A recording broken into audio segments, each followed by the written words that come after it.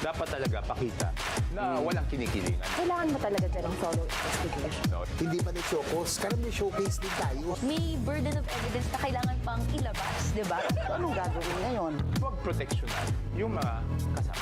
Sumurrender ka na. Lahat yan, galit sa akin. Pero magdodonate tayo ng hashtag. Yung kay, kay Abalos Torture. Balat kayo pala. Ano yun?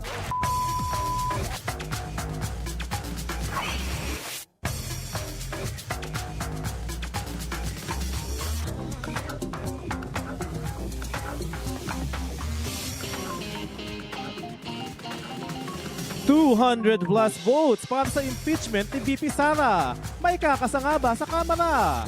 Pagdakip kay Franco Mabanta, Entrapment o scripted moment? May gusto ka bang pag-usapan? I-comment mo na para maisama sa Politaktakan.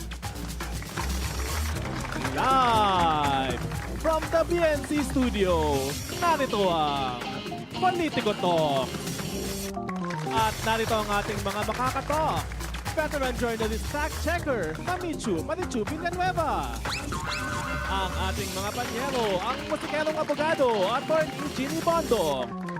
At ang abogadong laging may opinyon, Atty. Jess Falcis. With our special guest, Tindig Pilipinas co-convenor, Kiko Aquino Dee.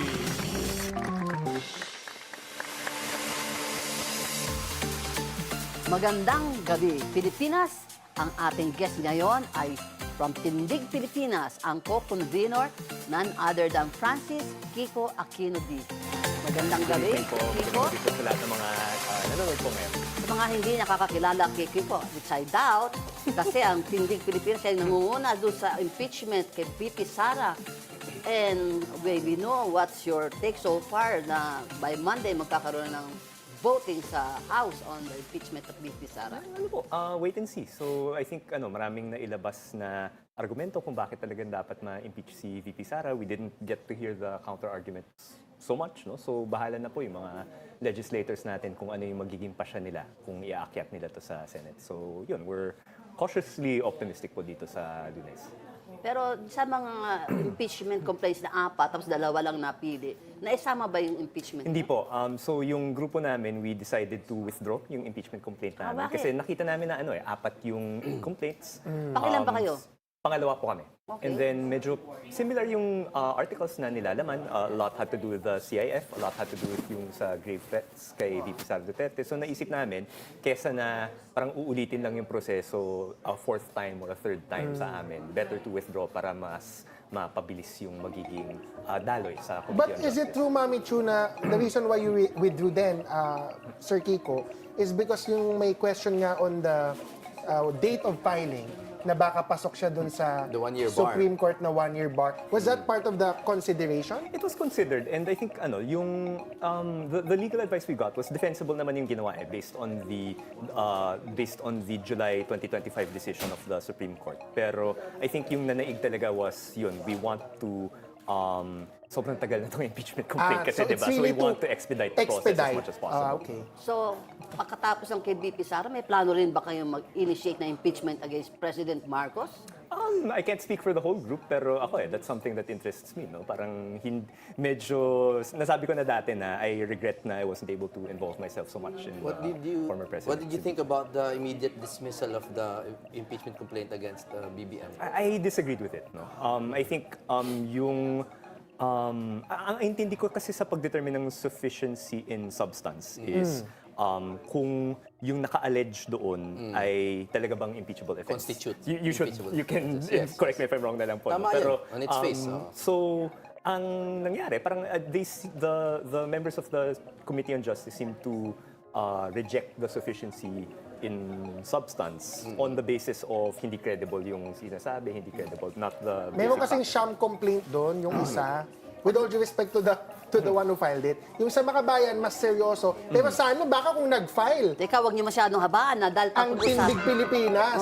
Kaya at least for me, I can't speak for the whole tindig, pero at least for me, regret ko Yeah. yun na I wish na we had been ready nung lumabas yun. But, Pag-uusapan pa natin, much sa There's always politaktakan. next year. Oo naman. Oo And naman. Attorney Jimmy, baka ikaw mag-file ka din. Next year. There's always next year. Hindi, ang gusto ko tanongin kay Kiko, bakit sabi mo regret?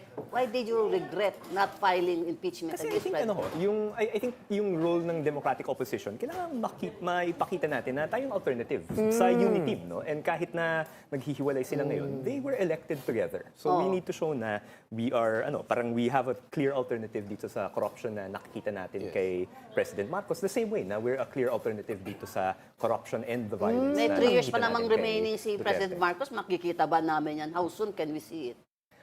Yung alternative na yun. So definitely, we're just one element in the Democratic Opposition, pero definitely we should be making the case for our candidates in the Pero coming. yun, may kandidato na ba kayong napupusuan? Alangan namang hindi nyo pa, sir, napag-uusapan yan. Mamaya natin pupusuan yan kasi Hindi, yes or no lang naman gusto ko eh. Meron o wala? Meron Kung or- napupusuan lang, meron naman talaga. May Pero napupusuan. parang, Meron. whether yun talaga Yun yung lang tatak naman. Ang na- tanong, napupusuan ba? Nung napupusuan nila? Mamaya, ipipin down natin si Yun lang Sir. naman tanong ko. Sino? Sino yung... Ang kulit mo ha. Sige, Sinabi ko na nga. Oh, same pasuan. Same Kita mo pasuan. to, kita mo to. Pag sinimulan na tayo sa ating patok o putok. So, here's it. Headline number 1.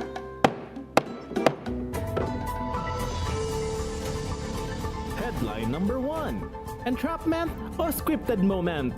Yan ang debate sa pagdakip kay PGMN founder Franco Mabanta. Pero ang epekto nito sa mga quote-unquote mamamahayag sa social media, patok o putok? Lawyers na to eh. Kasi I read it first from Attorney Jess. Yung kay Franco Mabanta.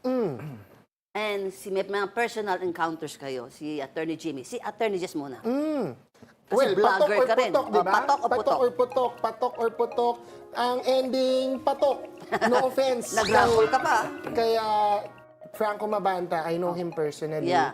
But we're not friends. Oh, yeah. I would say we're acquaintances. Diba? Nakilala ko naman siya. Pero ang friend kasi sa akin, syempre yung nakaka-hangout ko, I share my secrets. I have to clarify that because whatever I say is only professional opinion. It's nothing personal, no? Si Franco Mabanta, I met him way back and he was a DDS blogger. Of course, right now he's being disowned by the DDS because maybe for 6 months or 1 year, naging social media director siya ni BBM. Pero alam ko nagka-falling out sila eh. And so, until now, ngayon, Duterte ang tindig ni Franco. Yung personal story ko kasi sa PGMN, may opinion on the entrapment. With all due respect to my dear acquaintance friend, Sir Franco Mabanta, you invited me to be part of PGMN.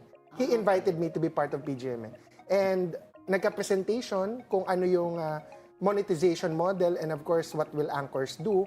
Pag ang anchor may content, nag-viral, pinost sa YouTube, pinost sa Facebook, normal yon, valid yan, legitimate, may profit sharing. Kasi may binabayad si Facebook tsaka si YouTube to the channel owner, right? So that's legitimate. So ano yan? But the other Entrapment. thing is, no, ito yung related sa entrapment. But the other thing is, and this is my personal knowledge, nobody can dispute this because this is my personal experience. He told me na if I bring in political clients, that there will be a share in the commission or whatever the politician or the political client pays to a PGMN, especially to either promote the candidate or the politician or to attack their opponents. So, personal yun sa akin kwento. I declined. Obviously, after all this time, I'm not a PGMN anchor and I'm here. So I did not accept that invitation. Pero may video clip daw kayo ni Franco eh. Well, because we had a debate din noon. Na Okay. pinaunlakan ko yung debate niya. Siya nag-offer noon, hindi ako. He sought out anti-Duterte people. I'm a very vocal anti-Duterte, original, consistent, since 2016. So, yung video na yun was a debate conversation because he wanted the conversation with anti-Duterte people. Okay. And ako, Para balance. kahit kailan, walang takot. Kahit sinong DDS mag-invite, kahit si PBBM pa mag-debate sa akin, President Duterte, Sara Duterte, let's go. So, entrapment or justice? It's entrapment. It's justice. Entrapment is legal, Mami Okay. Chu. Ang mali is instigation. Basta may difference yan. So, it's entrapment, a valid one. It's justice. Okay. Attorney Jimmy, kamag-anak mo daw yan? Pinsa mo daw? Yes. Mabanta. Yes. Una sa lahat, ito. Patok o putok nga pala, sorry. Gitnain natin because, of course, innocent until proven guilty. And complete na disclaimer, Bali, second cousin ko si Franco, no? Okay. Yung lolo niya, tsaka yung lolo ko, half-brothers, no? Okay. But more than our blood relation, hindi naman kami, we didn't grow up together. Mas nagsama kami dahil sa showbiz. Dating VJ yan sa Mix. Yes. VJ, sikat yan na video Commercial jockey. model din. Commercial model. And he was a manager of the Acafellas. He's a very, dati pa yan, very entrepreneurial yang si Franco. But we meron never kang had political... May girlfriend daw kayong pinagawa. nagagawan pa kami ng girlfriend niya, no? Decades Oh my ago. God. Sino mas pogi? Sino nanalo? It's a tie. Atay, balong-balong. Wala nakakuha. Wala!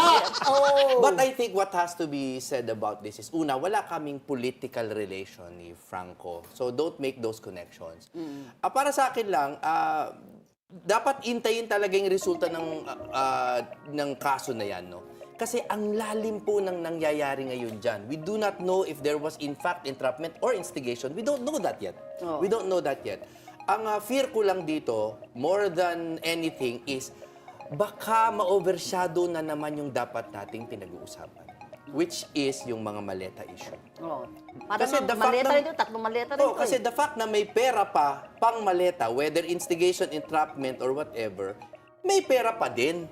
O sa kanino po bang bahay at garahe nakalagay yan? Pahingi naman ng clue. Pero inamin na yung NBI matibag na fake ang iba doon. Sa ibabaw correct. ng taano. Budol money. Oo, budol man. Correct. Pero ang punto ko, kahit kalahati pa ng peke, madami pa din eh. Okay. So I think we have to be slow to judgment and really hear this case out. Let's hear from Kiko. Patok o putok? I think dito ako. Honestly, hindi ako ganun ka-familiar sa PGMN, to be honest. Nakikita ko lang yung ibang art cards nila minsan sa Okay. feed ko. Pero I was listening to yung interview ni Prof. Danny Araw about the arrest. And I think I largely share his opinion na on the one hand, I think dapat kung nagkakaroon talaga ng extortion, then that's a completely separate issue dito sa freedom of the press. No? Dapat talagang managot yung mga kahit sino man, but especially media personalities na Making money. sangkot sa ganitong krimen. No?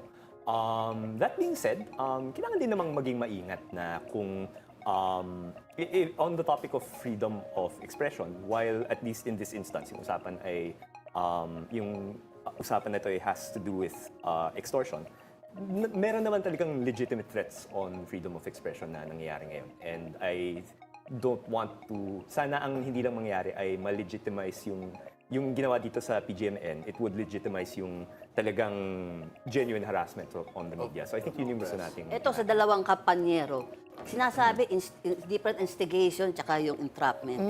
Pero is this justice o ito'y para pagpapatahimik lang sa mga kritiko? Ako muna, no, let's put Okay. things in perspective, no. Ano ba yung krimen na nangyari dito? Grave thefts ba? Grave coercion? It May looks... robbery pa nga eh. Correct, May no? libel pa. Pero para sa akin, it looks more like a threat to publish a libel, no? Which is Article 356, I think. And aresto mayor lang yan, no? So, whatever the case is, hindi kasing bigat ito ng mga maraming krimen na ginagawa laban sa bayan natin. And yet, it is dominating the airwaves, no? Pero that's case lang. Stick to that case, yung kay ano lang. Yes, the reason why I am comparing it is because the attention has to be commensurate. No, yun lang naman ang wish ko bilang taong bayan. Kasi bahagi din naman ako ng taong bayan, no? At para sa akin, yung threat to publish a libel versus trillions of plunder, bakit hindi pa tayo mag-focus dito? Tapos na yan, nahuli na. O let the case roll in the whatever that's courts. your point. Yes. Attorney Jess. Actually, connected siya sa flood control in a sense, itong extortion, because allegedly, yung video na wini-withhold nila from publishing unless bigyan sila ng pera, or pag binigyan sila ng pera, they will bury the video. The video allegedly, and with all due respect, nasa balita po to, this is from the NBI, si SMR ang subject. And pag si SMR subject, ang sabi din ng NBI, it might be related to corruption. Yes. Diba? So, it's related actually. I agree with that. I'm I agree actually with that. very curious. Ang opinion ko dito, Marichu, more than entrapment and instigation kasi medyo technical yan eh. I don't, labasan natin yun. Nandito tayo sa Politiko talks. Sige. The political aspect here is I want to see the video actually. Pwede bang i-publish nyo na PGMN para patunayan nyo na hindi extortion? Kasi pag pinublish nyo yan, it's out there. Palagay mo ba ipapublish? Pag hindi pinublish, mas magsususpect ang tao. Like ako, I'm a normal person na, bakit hindi pa nila pinapublish? Anong inaantay? Teka, meron na daw na video. Speaking of video, what is funny here, si Auntie Claire came out with a photo, yun ang pinesent niya sa Malacanang, na photo ni Franco with VP Sara. And yet, may lumalabas sa social media, mga video, na si Franco Close naman. being greeted by With Alam mo, BBM. may this is hakap-yakapan BBM, tsaka ni Flan. Propaganda na This yan. is very clear Both propaganda. sides. Hindi, tanong niyo po sa kahit sinong operator sa Malacanang o kahit saan. Si Franco Mabanta po, ang social media operator ni BBM noong 2022. Wala akong kaduda-duda yan. And Campaign, they're yun. very close. Hindi ba And- 2018? Inadmit ni 2018? Claire, kanina. For na- vice presidency and for the presidency is what I mean. Okay, Hindi rin nakapain 2016. daw. Yes. So, this is a clear, parang pinaghihiwalay nila. Siguro for optics purposes. optics. Pero wag po tayo maligaw. Tao po ni BBM si Franco at that time. And then they had a falling out.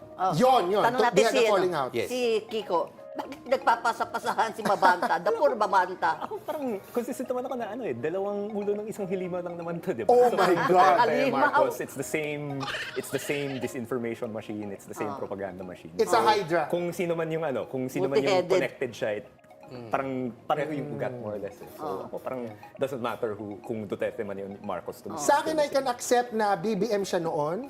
And maybe kahit ngayon, parang okay pa din kay BBM kasi hindi niya tinitira masyado. And PGMN, hindi masyado tinitira si BBM. Pero nandun din ako sa na-DDS siya. Kasi hindi din never niya tinira si Sara. And pinupuri niya si Sara. And si PRRD. So, Ito Two naman, heads. ito narinig ko sa kanya. Set up siya, na-set up siya. Do you believe that, Kiko? Gosh, di ko alam yung entrapment versus instigation debate. Talaga wala akong alam dyan. So I don't Yung want to... personal na I don't want to- depensa na I was set up. Pero meron siyang video na sa Manila pa with the NBI agents posing as the Kasi, I really am careful about commenting kasi di ako abogado. I don't know the ins and outs of it. Pero on the one hand, I mean, in other countries, alam ko, like there's yung John Oliver, I think, did a video on, parang on sting operations dati. So, dapat talaga pagdudahan yung mga sting operations ng konti. May napapaamin minsan na hindi talaga hindi nila ginawa or parang they were really put in a situation na where they would incriminate themselves. No? Pero in this particular case, I would have to look at the video more closely. Pero parang it seems credible. I honestly, I don't have a very expert opinion on Mami this. Chu Pero and to my kailangan friends, entrapment simply means gagawin talaga nung akusado yon, whether or not nag-participate yung the officer. crime will happen. Instigator, yung in-instigate ng officers. Do you think the officers made this happen or would it have happened anyway? Yun lang naman difference. For example, sa drugs, yung drug addict or suspect talaga, siya talaga, bibili talaga siya ng droga. Or nagpupush talaga siya ng droga. With or without the police sponsor. Yung nagpe-pretend na police. Yes. So, pag nahuli ng police in an entrapment, hindi niya in-instigate, hindi niya sineduce yung tao to do a crime. yun. The person would do the crime regardless kung nandun yung police or So wala. what do you think Ang based on, instigation is, siniseduce siya na, gawin mo tong crime kasi may gantong It would pera. not have happened kung hindi nakialam yung officers. Ito, tatanong ko kayo I guess tatlo. kung ganun, parang where would pinrovide ba ng officers yung video? Kaya nagkaroon ng extortion or something? So parang I guess it's hard to imagine na That's the talagang question. Purely, Ito, simple purely- question. Oo, instigating. Naniniwala ba kayo na konti lang yung real money doon sa 75 million? I Mahirap, wouldn't no? know how Bakit to answer ang ganong karami ang Ang pera sabi ng ng NBI? NBI, 50,000 lang daw yung totoong pera doon. Lahat daw ng iba doon, marked money or printed 75 million. printed money, budol money.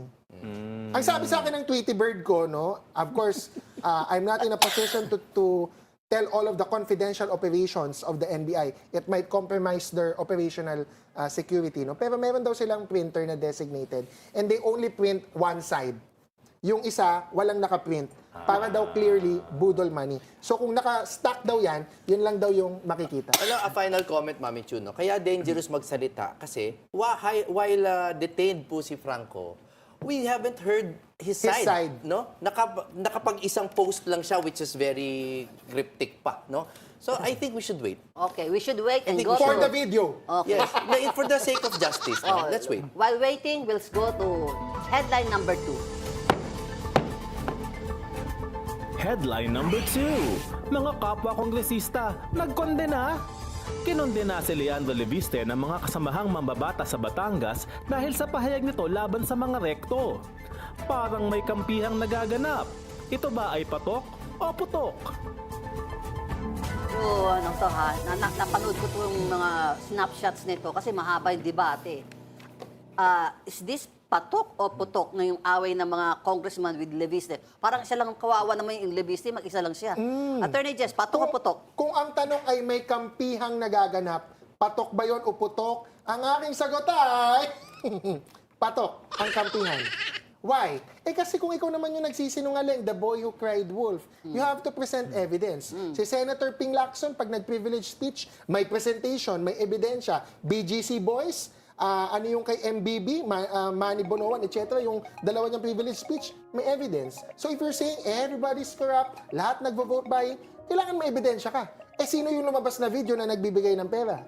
It's Leandro Leviste, not any other congressman. Maglabas siya ng video. Maglabas siya ng ebidensya na nagvo-vote buying yung mga congressman.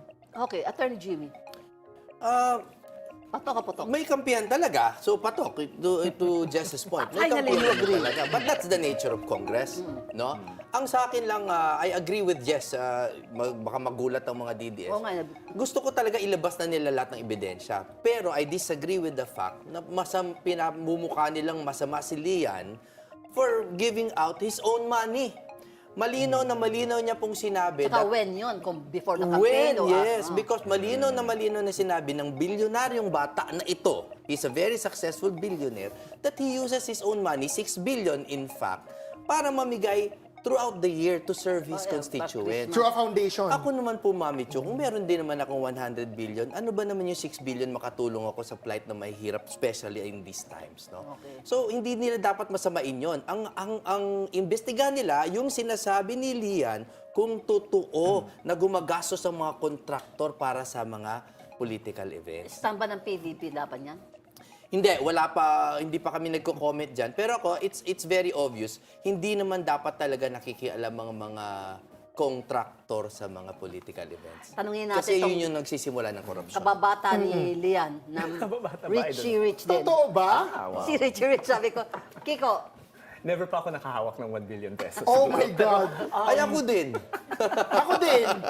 Pero siguro I think, so yun, on the basis na kung nagkaroon ng kampihan, talaga, mukha naman talaga nagkaroon ng kampihan. Although I will say, more than any congressman, mas interesting sa akin yung clapback ni ES Recto ng ang lakas ng statement yan. Hindi ko akalain, no? tindi, Tagalog na Tagalog. Bardagulan. Yeah, oo. Parang yun yung gusto kong makita ng sequel. Pero, sana replyan ni Lian na maayos, di ba? Pero I think, dun sa point ni Attorney Jimmy po, parang I want to push back a little bit na kahit na sabihin natin, okay, kung wala ito sa campaign period at sariling pera mo yon, on paper legal siya. Pero tingin ko hindi magandang practice na ganun ka laganap yung pagbibigay ng pera sa mga elections natin, sa political affairs natin. So, and dahil nga may intention na tumakbo si Lian kahit na even if it was before the campaign period, tingin ko baka ang ibig sabihin ay kung lusot yung ginagawa niya, baka kailangan mas seryosohin natin yung vote buying laws natin. Baka that needs to be revised a bit. Kasi if that's something allowed, medyo di yan okay for democracy. You're a political science lecturer or professor, Prof. Kiko, right? UP, not UP. My question to you is, what do you think about the role of money in politics? So, from contractor, that's one, you can comment on that. But you have here kasi si Leandro, a bit pushback kasi kay Attorney Jimmy, di ba? He got money from Espinec, from selling Espinec to Meralco. And yung Espinec niya, that's why yung nag-boom is because allegedly, pero hindi naman din connected sa franchise technically, no? But because he's the son of a senator, maybe he knew some of the regulatory laws, and there are concepts called regulatory capture. Meaning, nakuha niya siguro yung pera, pwede, ang accusation ng iba, is because he's well-connected politically. And so now, he's there to reinforce the political dynamic of the political economy. So, what do you think about that? Billionaires being able to run and giving away their money, sabihin nila, pera ko naman to. Well, it's Walang nice, masama. in a way, parang it's nice na, okay, yung case ni Lian, at least ito yung case na nakikita natin sa US, sa Europe. Yeah. Parang ganun din, regulatory Trump. capture The yung best pinag-usapan. example, Parang kasi Trump. first world na yung corruption natin, hindi lang third world, di ba? Pero, ayun. So, again, I think kailangan, we need to, and yun, yung ability to use sort of those connections na to favor a particular bid or something. I think we need to look into that. And more broadly, parang karapat-dapat ba na gumagastos tayo ng 1 billion for a candidate for one seat? Or 6 billion. But 6 my question billion, to however. both of you, ano po ba ang mas masama? Itong ginagawa ni Lian o yung pork barrel system? X, yung tupad na which have been heavily questioned. Kasi kung galit tayo sa ginagawa ni Lian, fine, I will yield to that. Okay? Pero why are Hindi we naman not... galit na sinabi nila eh. Oh, well, It's a concern. If we are It's a concerned concern. about it, then how much bigger should our concern be about the prevailing unprogrammed Ayuda. appropriations, And ayuda, patronage. in the trillion peso. That's a good heist. point. Just to add, Attorney Jimmy, ako, Marichu, no, I am equally concerned doon sa accusations ni Leandro. I think both sides made great accusations that requires an answer. Leandro said na Garjola and ES Recto are in cahoots in terms of contracting and in terms of projects. Si ano naman, ES Recto, land grabber ang parang accusation kay Leandro na he's trying to acquire massive hectares in Nasugbu. But aside from that, sabi, nag-offer daw ng 1 billion to Governor Vilma for Vilma not to run, or to Eric Buhain, yung incumbent noon na congressman, not to run 300 or 400 million. Both are troubling allegations that require answers. Hindi mo nakalimutan mo yung sinabi ni ES Recto. Ano pa? The range. The range. The range. Buwang. Character ano na yun, crazy character daw. issue na yun eh. Pero maganda rin yung sinabi, hindi maganda, but one of the bardagulan nila ni ES Recto. Parang sinasabi niya, sige, magsabi ka ng lahat ng lies mo and I will start telling the truth about you. Kasi di ba yung mga... Parang madami silang alam tungkol Oo. sa isa't isa. Ngayon, nag-ano kasi sila. magkaalyado din naman sila nung Before. nagpipicturan sila at saka alam mo- nanumpa si Leandro Leviste kay si Ralph Recto. Alam mo, Attorney Jess, what I like about their generation, no, is they are finally talking about the stories that we all know have been happening. Yung mga sinasabi na contractor, nagsusupport sa politika and all that, matagal na nangyayari yan eh. I-update ko kayo. Now, here comes the mother, Senator Ligarda. Ayun. Nag-file ng Senate resolution for the Senate to investigate yung allegations ni Lian na yung pera sa barangay. Backing up the sun. Correct. Yung hindi nakarating sa mga barangay. Regional May na away. 84 barangay captains kasi na hindi daw nakakuha ng 200,000 pesos, which is a legitimate government program, dahil daw kaalyado sila ni Kong Leandro at hindi sila kaalyado ni Governor And Vilma it Santos. happened during when PBBM was there in Batangas distributing that. Anyway, let's go to headline number 3. Headline number 3. Dalawang bigwig sa Senado, nagsagutan. 500 million peso allocables na di umano'y from Kong Marcoleta. Naging smoking gun nga ba? Ang word war ng dalawang senador, patok o putok? Sa tatlong gentlemen, ang palitan ba ng dalawang Senator Lacson and Marcoleta, patok o putok? Kiko na muna. Sige. I think parang yung nakakalungkot, lumilihis tayo sa usapan eh, Yes. diba? Parang yung tanong ay on the one hand, yung tanong ni Marcoleta, bakit allegedly incomplete yung report na The partial binibigay ni Senator Lacson, di ba? Ba't hindi mo natapusin yung hearings? On the other hand, yung kay Senator Lacson, parang ang question niya ay bakit hindi nagsasign yung ibang mga members of the Blue Ribbon Committee dito sa report na yun. Tapos naging biglang 500 allocables ni Marcoleta yung usapan, di ba? So I think the real question should be, okay, at least to Senator Marcoleta's credit, parang piniliwanag niya kung bakit hindi siya nag-sign, di ba? Parang supposedly hindi pa tapos yung report. Yes. What about the other members of the committee, di ba? Bakit hindi pa sila nagsasign? Baka yun dapat yung pinag-usapan natin. So I wish na dun bumalik yung usapan. Okay, Attorney Jimmy, patok o putok? Patok dahil talagang pagod na pagod. Patok. Putok. Pagod na po ako sa mga paglilihis sa main. We have to focus on the price no, na kailangan mapag-usapan kung saan napupunta yung pera bago dumating ang 2028, no. Yung 500 million na allocables na yan, that's a parang pagpapalihis ng issue. Yung partial report, kaya po hindi pumipirma yung iba ano ba nangyayari sa report pag pinirmahan? They become criminal cases. Hindi naman, di pa. They do. Partial pa lang yun. Generally.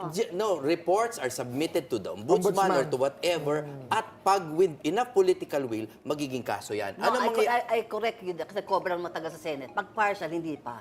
No. Sa final report, committee report. No, the problem is they can use that as evidence. Yeah, but they can rebut it during the period. Meron naman period pa to rebut it. Sa plenary. Yes, no, but given the political will of the Senate right now, pag gusto nilang gamitin yan as evidence, because ano yan parang it's a proceeding, Parang impeachment official time. records Numbers yan game, numbers yes. game. And they can make a case already out of it. And partial justice is injustice. Kapag may mga nakulong dyan based on that at hindi nakuha yung ulo, masama yung resulta ng partial report. Let's ask Attorney Jess, patok o putok? Siyempre, patok sa akin yung kay Senping, putok yung kay Senator Marcoleta. With Attorney Jimmy, ako ang concern ko kasi sa committee report, bakit hindi pa pinipirmahan ng mga ibang senador? Kasi pwede nyo naman yan i-revise, i-amend, i-debate sa plenary floor, but sign it para lang ma-debate na yan, para marinig din ng taong bayan, ano ba yung report ng Blue Ribbon?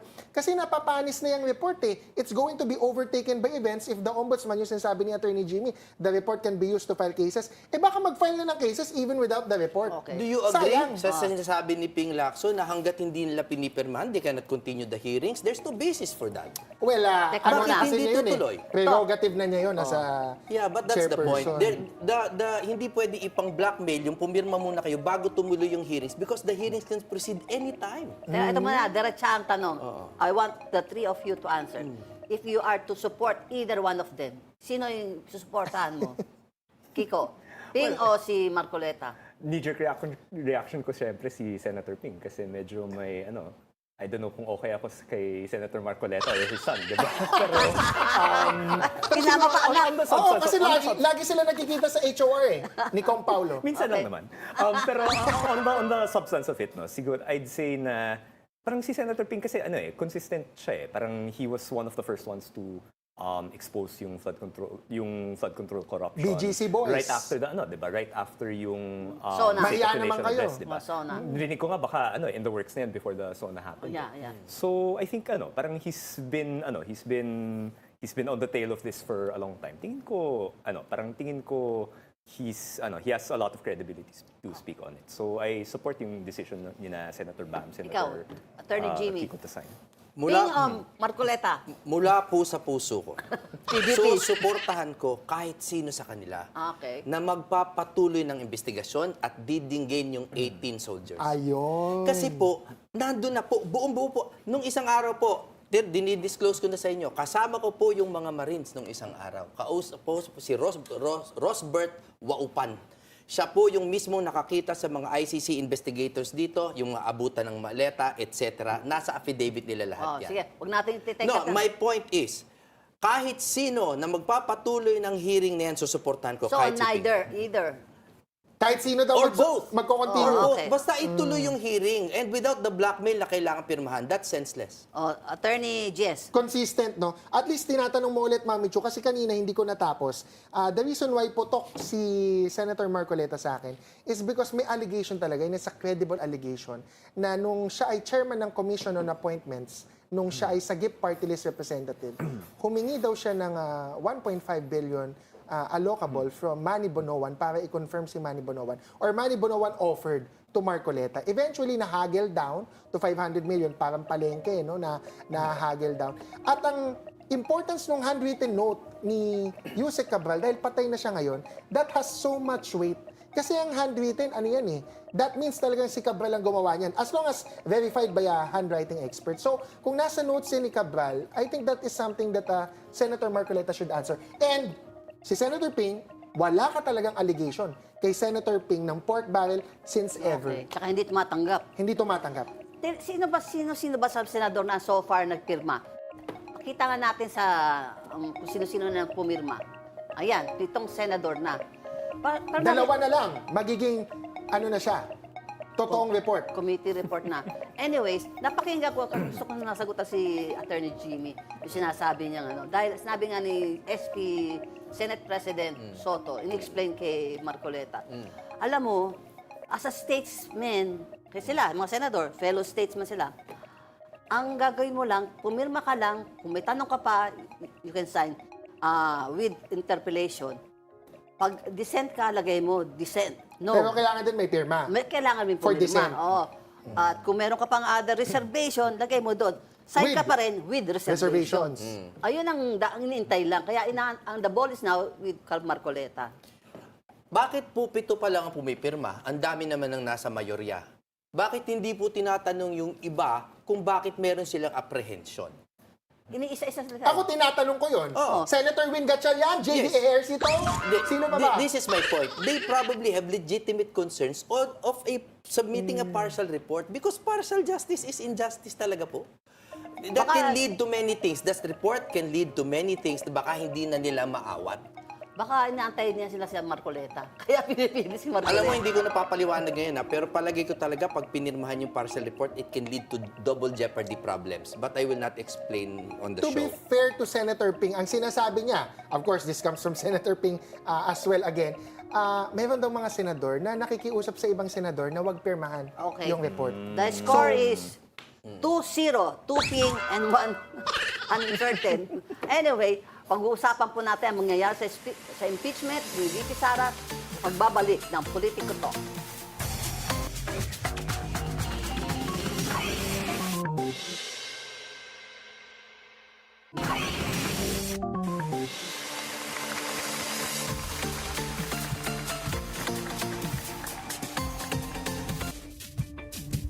You are still watching Politico Talks.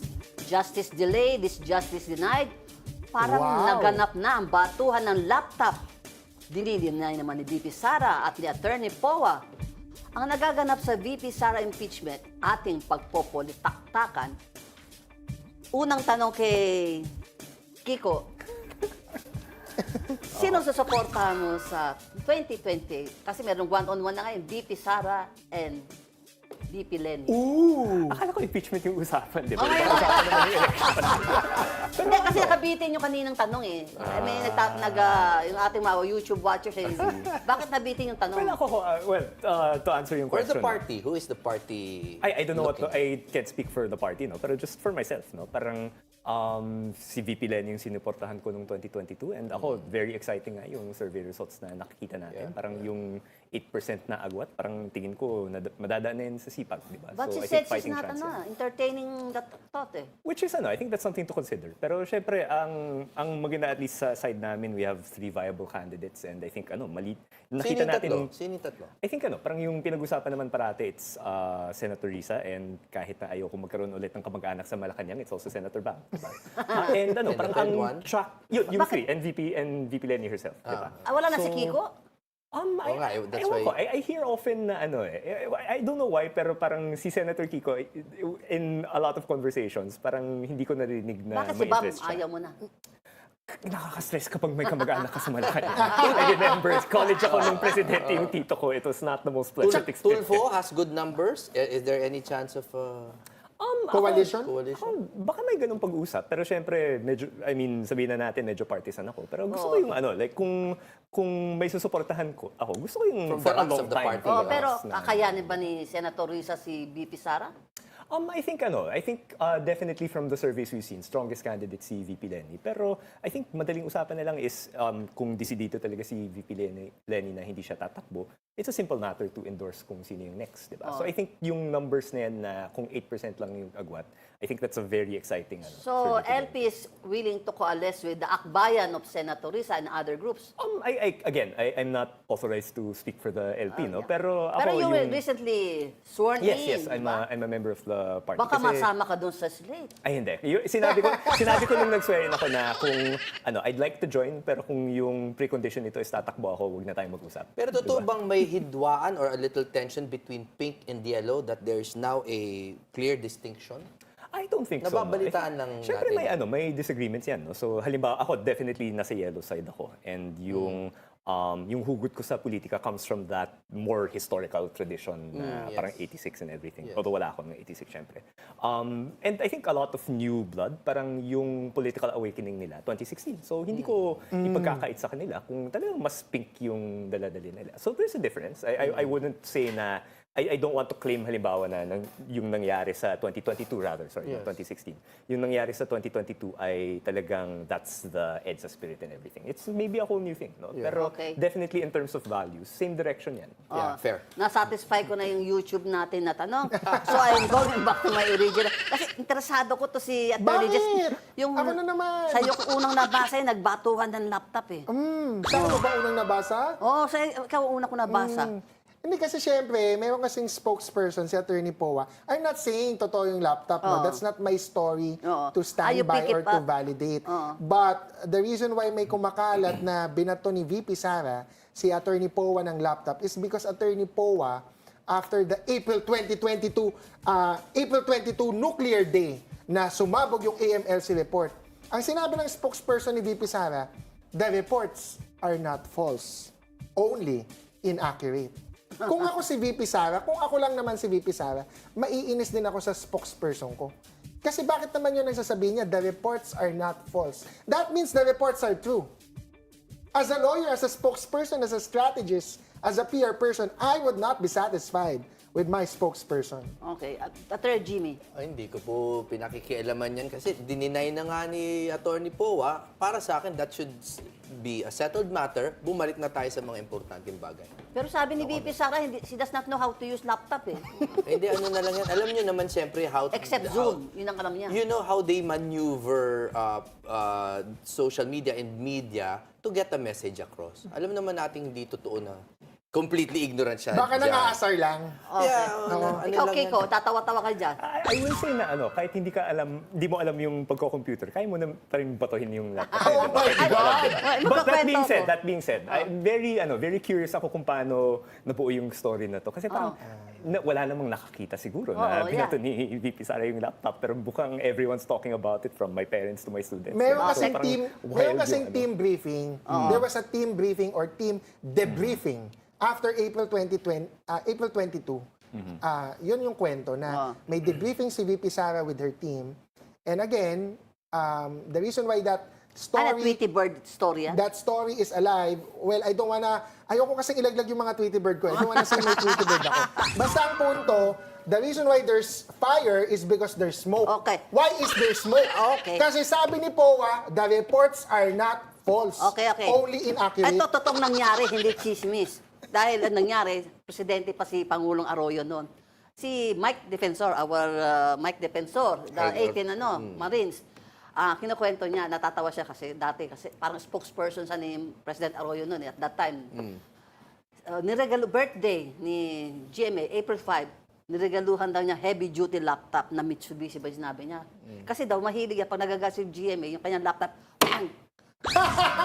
Sinasarang gano'n, basag ang screen. Kaya niregaluhan niya ng heavy-duty, maski bagyo Gusto gano'n. ko yung kwento mo, Mami Chu. Yan ang totoo. Kasi nung team briefing, meron daw nag-pound on the table. Pam! Anong nangyari? Nung team debriefing, pam! Nangyari? Bakit yun ang sinabi mo? The reports are not false. Okay. May isa pa akong kwento. Joke lang, VP Sara, ha? Like you, nang-aasar lang ako, VP. Pa-interject lang. Ang naratibo po na gusto gawin ng mga kalaban ni VP Sara ay palabasin talaga, palakihin yung init ng ulo niya. They want to make her look unstable. Tama po ba? I think we're all in agreement. Whether it's true or not, yun yung narrative about her. So, okay, for me, it's easy to doubt stories like this. Dahil kilala ko ang mga PR, yung magagawa ng PR, I know how they work. And this smells like a PR move. Teka, tanong natin si Kiko.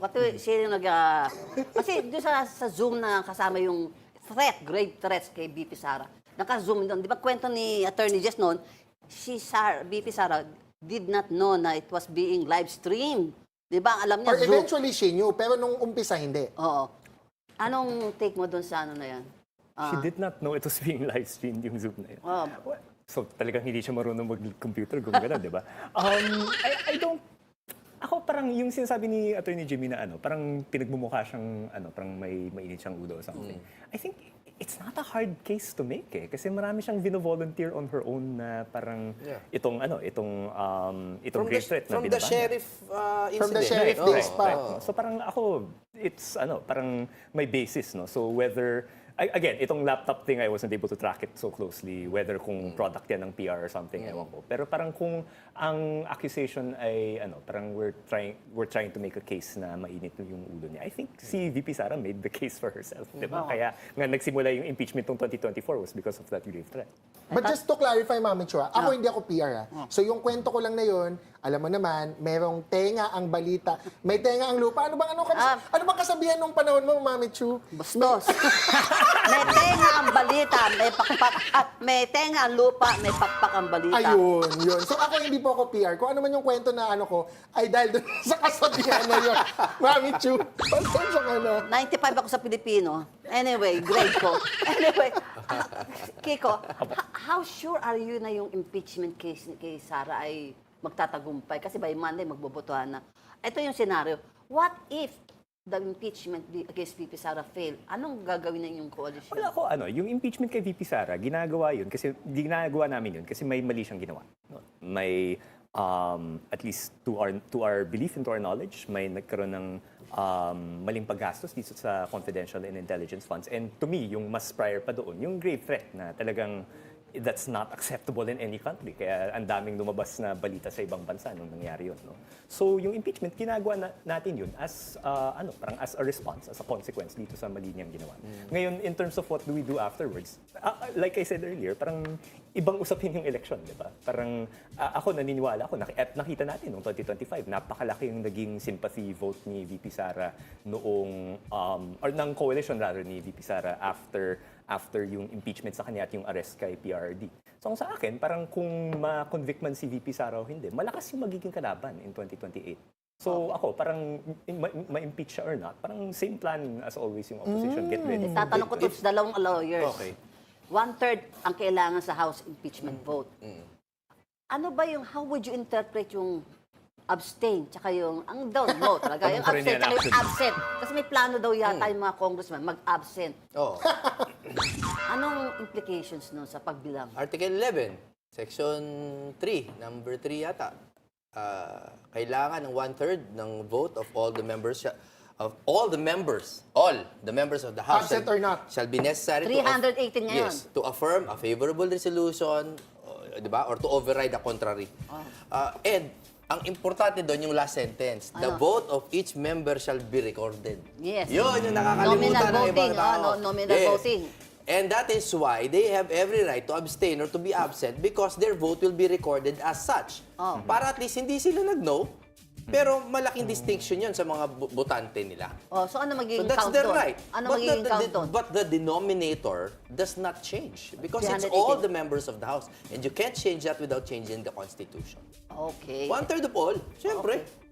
Ikaw, may different Well, interpretation? si Kong Egay Erice, who is LP, with all due respect to him, and of course, si Prof. Kiko here, who is LP, no? I think Kong Erice should stop talking about kung mag-abstain siya or not, mag-no or mag-yes, di ba? Mali-mali yung mga pinagsasabi mo, Kong Erice. Duwag ka lang, wala kang balls. Kung talagang may tindig ka at may prinsipyo ka, mag-yes or mag-no ka. For me, I heard Attorney Jimmy, sa akin lang to, this is just my personal opinion, if you abstain, duwag ka, wala kang tindig. Kasi yes or no, pakita mo sa history kung saan ka tumindig. Meron bang impeachment o wala? Kasi gusto daw Can I niya. respond to that briefly? Kasi I am very fond of Kong Egay Erice. Ganun ba? I like him a lot. was fond of him. LP yan, LP. No, I think I Blue-blooded disagree with what LP. he's doing. Pero gets ko kung saan siya nanggagaling. No? Kasi ako rin naman, medyo like, against tayo sa Duterte, pero against din tayo sa Marcos, di ba? And ako, I can understand his discomfort na parang yung mga nagpro-protect kay BBM dati, biglang Bumalimbing ngayon. sumusugod kay Sara ngayon, di ba? So, I would be, honestly, ang tingin ko, I would be on the same page as him kung hindi nangyari yung November 23. Hindi, Kasi, like, corruption, we should hold that accountable, pero it happens on all sides. Pero yung talagang not acceptable for the survival of a country is kung malaya yung isang vice-presidente to make grave threats against the sitting president, kahit ayaw ko yung presidenteng yun. Correct. Hindi. Tsaka ako, Prof. Kiko, ang problema ko kay Kong Erice, kung accountability to vote, bakit hindi niya in-endorse yung BBM impeachment complaint? Kung gusto niyang panagutin si BBM at gusto niyang panagutin si VP Sara, hindi pwedeng hindi niya papanagutin si VP Sara just because hindi mapanagot si BBM. Gawan niya ng paraan na panagutin si PBBM. Duwag kasi siya. Gusto niya fence sitting. He's a trapo. Let's be real. Sorry, Prof. Kiko. Kung i-say, nothing personal. This is a professional opinion. Kahit pagbalik na rin mo ang mundo, duwag ka at trapo ka with your statements. Eh, kasi ano yan, LP Although nga. I will say consistent yun. Parang so hindi niya sinayin yung BBM, hindi niya sinayin yung VP Sara. Parang ayaw niya magpagamit. Again, I disagree with it. Pero it's consistent na parang he doesn't want to be in deep with one side or the other. And I can respect Because he it. cannot make a stand. Kaya nga, yellow. Walang tindig sa history. Ako kaya kong tumindig. Kahit kailan, kahit sino. Although I will say Kala ko ba chill ka ngayon? nagdidiri sa dalawang sides. So I think a lot of people can relate to what I'm I'm saying. sure. Teka muna. Lahat sila congressman eh. Pare-pareho silang trapo eh. I will hold you in contempt. Teka muna, sabi mo mag-chill ka ngayon. Hindi ako chill kasi napasok sa usapan si Elise. Oh, teka. Ay, di ba ang LP Yellow? Ako nag-bring Ay, in. teka muna. Di ba, ang LP Yellow? Yes. And where do you associate yellow? Di ba sa chicken? Excuse me. Oh! Ikaw nagsabi ng Mami Chu, That's true. Sinasabi naman yun. Yung association ng color, di ba? Anyway, si former Senate President Franklin Drilon, LP stalwart din yan, sinabi niya, may possibility pa rin na pwedeng tumakbo pa sa 2028 si VP Sara if she decides to run, if she decides to resign After the impeachment. Before the impeachment. Kasi i-impeach nga siya para ma-bar running pang public office eh. Kung mag-resign siya, pwede pa siyang tumakbo sa 2028. Getting ahead of kasi alam niyo ba, 215 ba count, latest count? Medyo baka to get ahead. What do you think?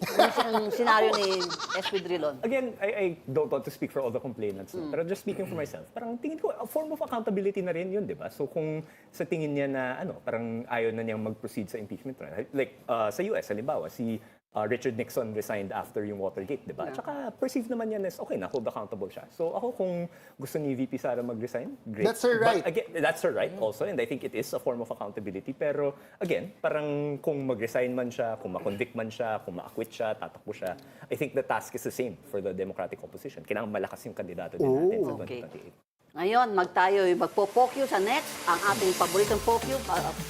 This is political quickies. Para maano na natin. Para mamaya pagbabalik po natin, plus your comments and reactions when Politiko Talks return.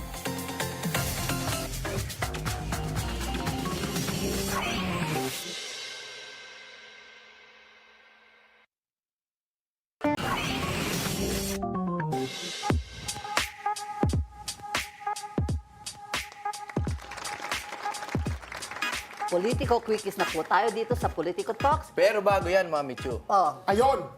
Happy Mother's Day. wow, thank Kasi you. you are a beautiful mother, and to all the mothers, kailangan po batiin muna natin ang lahat ng mga ilaw ng tahanan. Thank you. Ito! Ang ating surprise! Happy Thank Mother's you. Day! Ang laki naman And yan. my favorite color pa, pink and peaches. To the Mommy of Politico Talks. Thank Mami you. Chu kasi ang tawag namin sa kanya, Oo, Prof. So, Mami Chu, Oo, thank you. thank you for all your guidance and your wisdom. Buti na lang, Happy Mother's Day. hindi ko kayo, out of order lang. Kundi wala ako nito ngayon. Okay lang. Sarap ng tingnan. Ibang mo yung gavel, Mami Chu. Ganyan po. You are our caring and strict mother. Ganyan po ang mga mother na trying to restrain two feuding brothers. Anak ko kasi kambal, lalaki rin. Kaya sanay ako sa mga lalaki nag-aaway. Oh, hindi kami nag-aaway. Hindi kami I nag-aaway. mean, talagang may very strong points of Si view. Egay lang yung inaaway niya. Anyway, ito si Kiko, 34 years old. Almost age ng anak ko, kaya katokis ko yung ka-wavelength kami. Anyway, other than the impeachment sa Lunes, ano po ba ang mga pag-uusapan sa politika ng bansa next week? Let's start off with Kiko. Political forecast. Ano pa yun? Political forecast. For then, Prediction. Kasi mga- Monday pa lang yung for impeachment. next week. no? Mga one-liner. Tingnan ko may balita from Europe. Wow! Ang layo nun. Wala akong basis just putting it out there. Pero tingnan ko Na-announce may mo na balita kami from ng, Europe. bakit naman Exciting, ha? Maraming relevant yung Europe sa Pilipinas ngayon eh. Sinasabi ko Sardico ng na- Europe kasi hindi ko alam yung specific na country. Alam ko si Sardico nasa Europe. Yun. Paris. France. Paris pala. Ayun. Okay. Attorney Jess. Well, happy Mother's Day first to my mother, Dr. Carolina Falcis, my #1 supporter. And of course, next week, 50 plus votes from, PFP, 50 plus votes from Lakas, 30 plus votes from NUP, 30 plus votes from NPC, and mga 50 votes from the party list coalition, impeach si VP Sara. Attorney Jimmy, your political quickie. Happy Mother's Day to my dear mom, Belay, beautiful person, and to my attorney Isabel wife. I love you both. I love you both. Wala pong ibang balita next week kundi ang impeachment at yung aking dihado na boto na baka hindi sila makabuo ng one term. Okay. On So, that akala ko note, yung rule ay maliban sa impeachment ang yung balita. Kaya nagisito. Kasi walang iba palagay ko. Except palagay ko pag-uusapan yung Rage Coalition na mangyayari sa Cebu sa Sunday. Wow! okay. Rage! This Sunday may Attorney Jimmy, pwede ako maging member. Okay. Rage! Ayun po, ay magpapaalam na kami muli sa inyo. Si Attorney Jimmy Bondoc, Attorney Jess Falcis, and Kiko Aquino Dee. Maraming salamat sa pag-guest. Sana maimbitahan ka namin muli. Thank you very much. Kita muli tayo next week sa Bilyonaryo News Channel at Abante Online. So, may say ka sa politika dito sa Politiko Talk.